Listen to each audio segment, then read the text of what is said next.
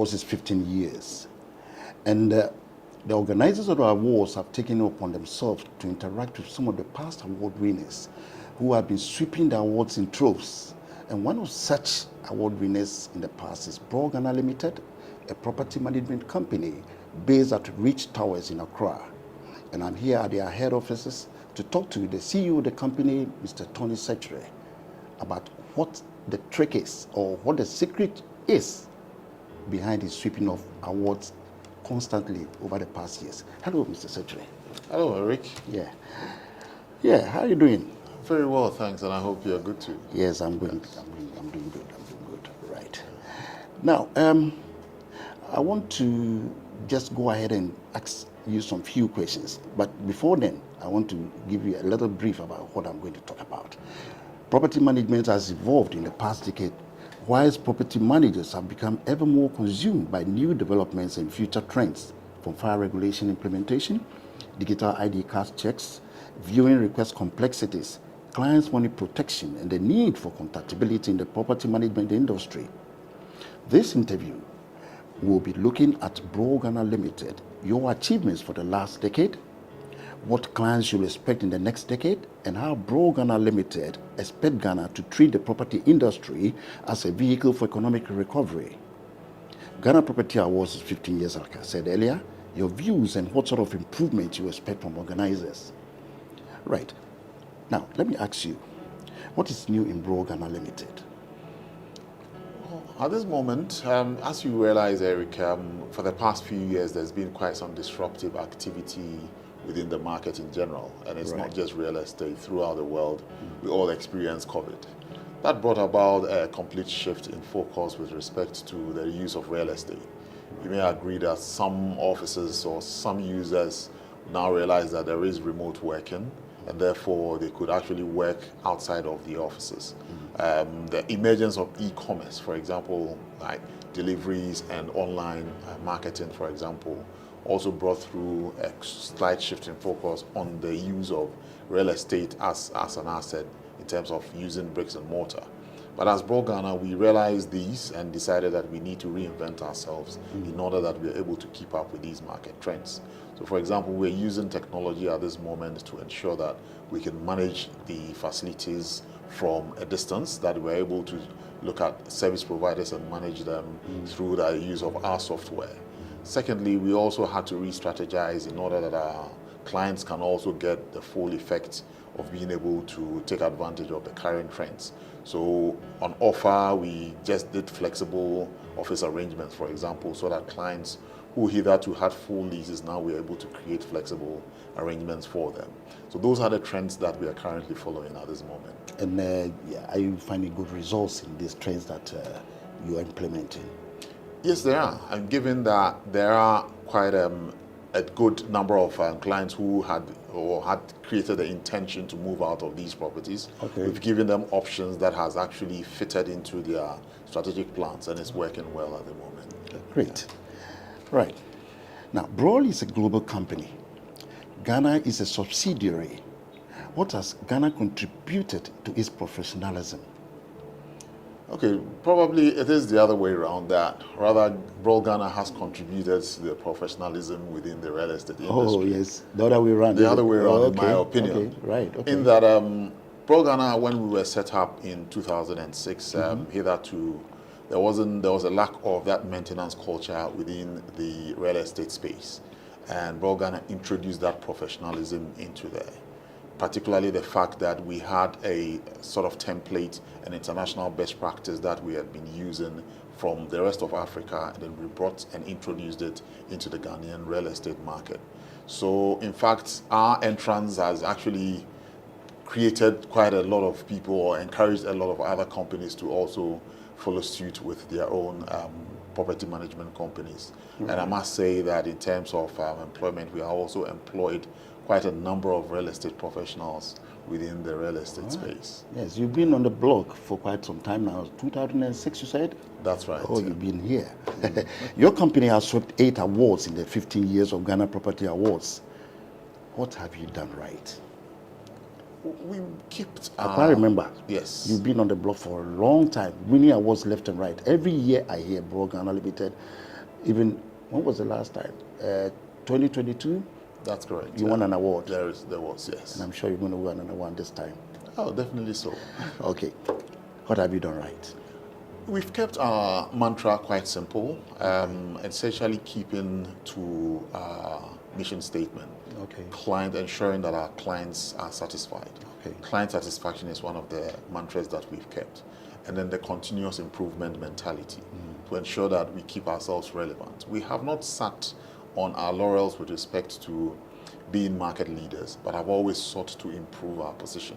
I mentioned earlier about keeping relevance within the industry. So we keep innovating, we keep always trying as much as possible to keep up with our client expectations. Okay, now a little personal. I mean, you started Broll Ghana Limited as a marketing personnel, is it? Or you started straight away as a CEO? No, not at all. Yes, I know. I've been CEO for the past just 2.5 years. Wonderful. But this is my 12th year in Broll Ghana. I started off as a portfolio manager, managing a cluster of buildings, and then gradually it grew to a bigger portfolio, and I was promoted as head of property management. And that was the portfolio I held until I became CEO 2.5 years ago. You done wonderfully well. Thank you, Eric. Now, what sets you apart from the other property management companies in the country? You said a lot, and I'm sure that those are some of the trends or the policies that you'll be implementing, which makes you a bit set apart from the other companies. Now, if you can delve more into it and let me know what actually sets you apart from the other competitors. And one of the basic things that we do, which obviously gives us a competitive advantage, is the fact that we are a multidisciplinary company, i.e. we offer a lot of service lines within the real estate services space. So apart from property management, facilities management, we also offer consultancy, we offer valuation services and advisory. We also offer corporate real estate services. In addition to that, we also have a broking division that does sales and leasing of properties. So what happens is that we're able to give our clients a multifaceted approach, that we have a one-stop shop that creates a good basis for all property owners and property professionals to actually come to us. That's what I believe has been the basic principle of our success. Set you apart. Okay, that's great. Now, what is your advice to the upcoming property management companies around the country? I would say they should focus on being professional, because it is one way that you can maintain standards and create a difference with others that would normally not have those tenets around their nature of operations. It is a very crucial aspect of operations to ensure that we maintain professionalism. You'll see that Ghana has not benefited that much from these professional approaches to real estate management. We've had quite a number of, I would say, I wouldn't call it quack, but basically some of them have just created property management companies just because they think they can do it. But there's so much to it.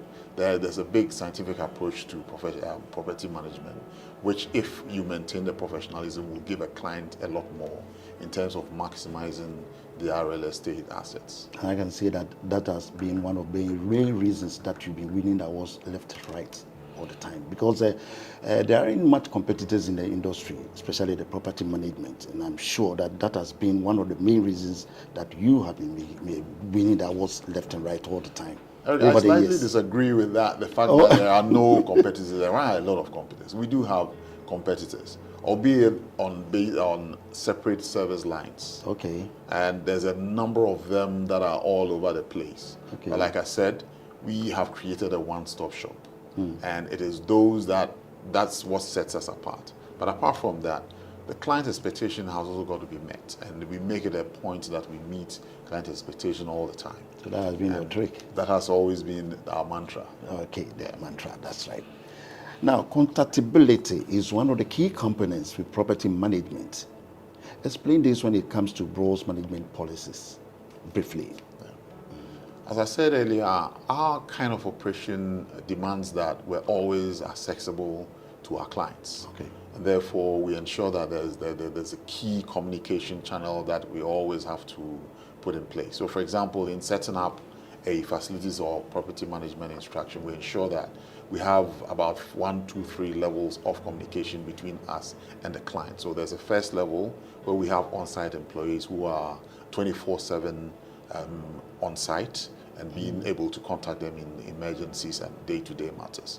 There's also a second level at supervisor level, whilst we also make sure that even at CEO level, I'm available to all our clients so that they can escalate any issues that they may find on site. So we also ensure that there is constant stakeholder engagement so that we get feedback on our own performance so that we can continuously improve. And also, another aspect is to also ensure that if there are any new policies, that we communicate everything to the clients in terms of regulatory compliance so that we can keep up to date. And how has your customers lived up to that? Are they very satisfied about how you go about your running of your management policies?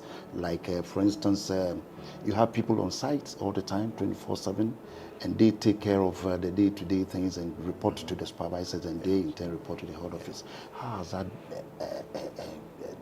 been very well accepted by the clients themselves? You remember I made a point regarding professionalism. Right. No, to be able to maintain such a structure, it can get quite expensive in maintaining all that. Yeah. There are others who would not want to do it. They will put skeleton staff on the ground just to create more profit margins for themselves. By the end of the day, what you get is that you do not get a client satisfied. So our clients have grown used to the fact that even though it might cost them more, it is also something that is more convenient for them. It also enhances their asset value as well. So in the long term, they are seeing the benefits and have come to accept that. You will also agree, I didn't make mention of our client base, but we do have quite a number of international clientele. Okay. And this is basically because we align most of our policies to international best practice. And so they feel more comfortable with how we have structured some of these management agreements. And your clients, do they actually recommend you to other clients or other people who want to come on board? Do they do that? Indeed, we do. You may realize, or if you, I didn't mention earlier that we manage all the Western style malls in Ghana. So from Accra Mall, ANC Mall, Marina Mall, basically all of them but one or two, we do manage it. And then not all of them have come through the initial contact, but from referrals. Okay. Because once they realized that the premier mall, which is Accra Mall, was being managed by this entity called Broll Ghana, then everybody wanted to find out what we have done to make it more successful. So the next best thing is to come to where you think you can place your property to make it more successful. That's good. Right. Now, property in most European countries and advanced countries is the cornerstone of their nation's economic prosperity. What can Ghana do to gain that status? You know, the real estate industry has evolved from a very, I would say, fundamental stage to what it is now. Back in 2011, when there was the oil find, we had a boom all of a sudden in the property industry. As you can realize, there were quite a lot of residential apartment blocks, high-rise office buildings, and malls which all came on stream within that short period of time. That led to everybody jumping onto the bandwagon. So there wasn't much by way of planning, and also we were all surprised with the influx of the real estate activity.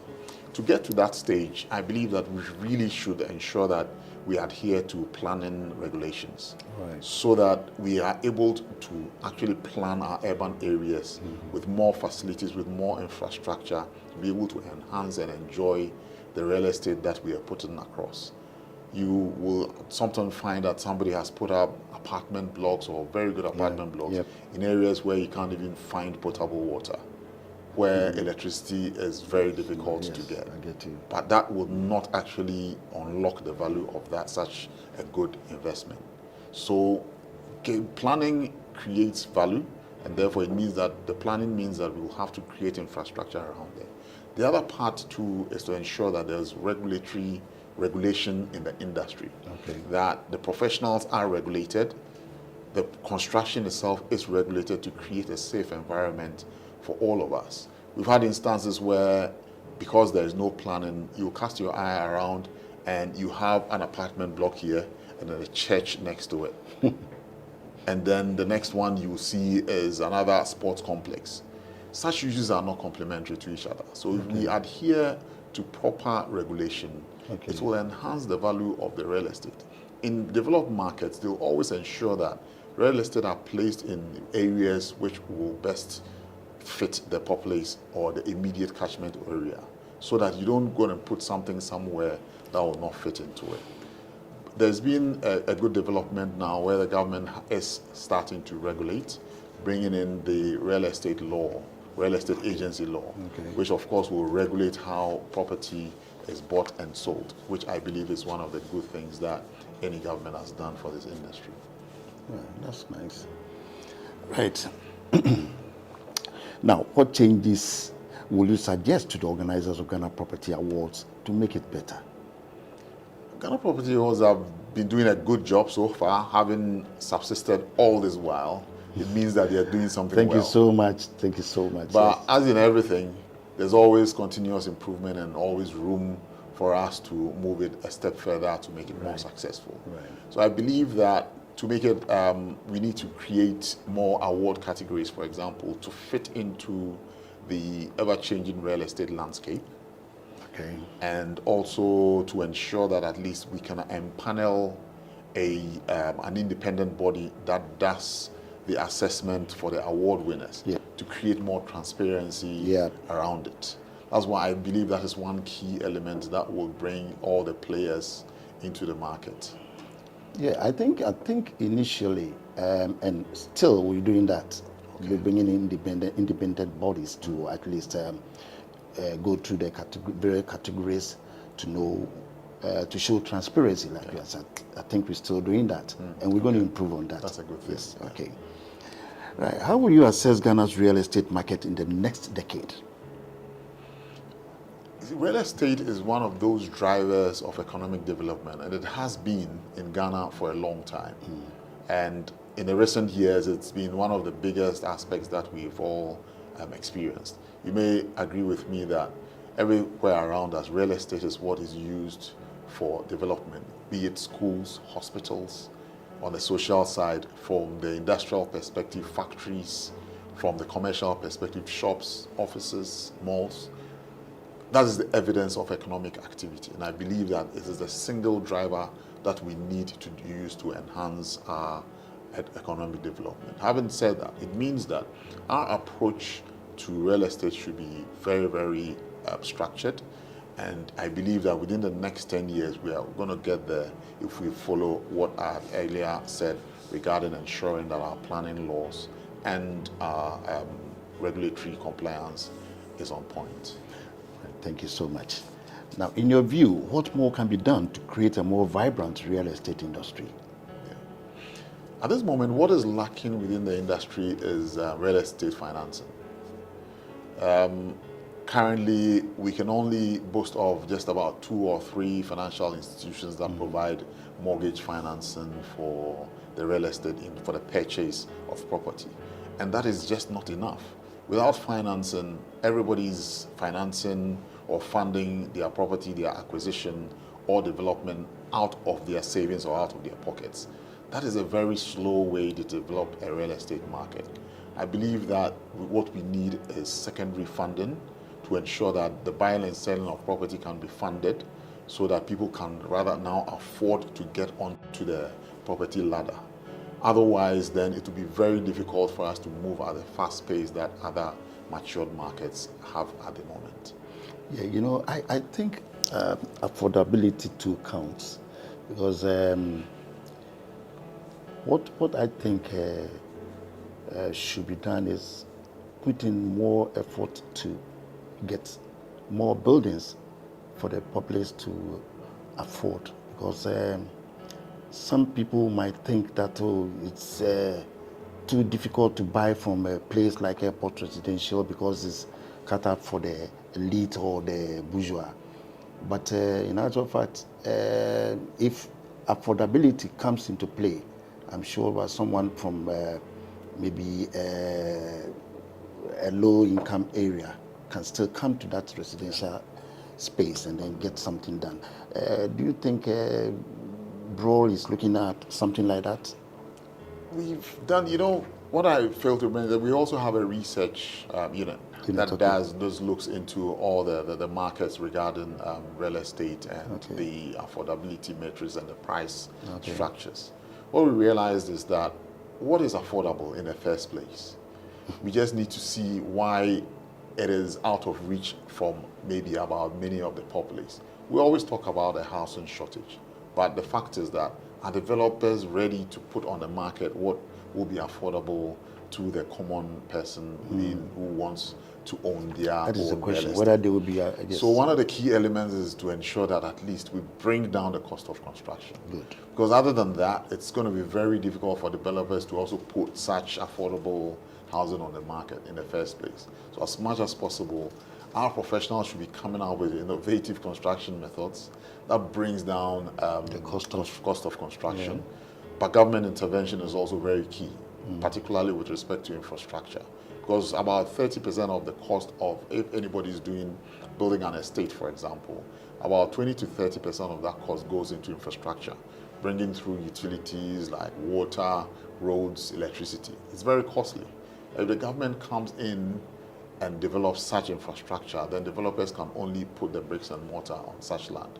And I said earlier on about planning, because without the planning, the government can also not step in to do that. So once an area is planned, then developers can approach the government, or stakeholders can approach government and say, look, this is a planned area that we believe can solve some of our housing crisis. So the government should also meet halfway to be able to create that affordability that we all seek to have. Brilliant answer. Brilliant answer. Now, thank you so much for your time. And I'm sure you're going to be in London for the UK Awards. Yes, I've seen all the invitations, yes, and we're making preparation for that as well. Let me take the opportunity to invite you straight away. Yes, please. Yeah, this is your letter of invitation. Oh, that's wonderful. Yes, and then we're hoping that a little sponsorship will fall into place for us, if you don't mind. We always do. We always look into it. Yes, we've always been partners. You always do. Yes. By all means, we'll have to look into that. Thank you so much. Thank you so much for your time. Well, viewers, I've been talking to Mr. Tony Sekyere of Broll Ghana Limited. He's actually the CEO of the company, and he's giving us more insights into his area of working scope, and I'm sure that it will benefit you viewers a lot. Thank you so much for your time. Hope you enjoyed the show. Bye-bye.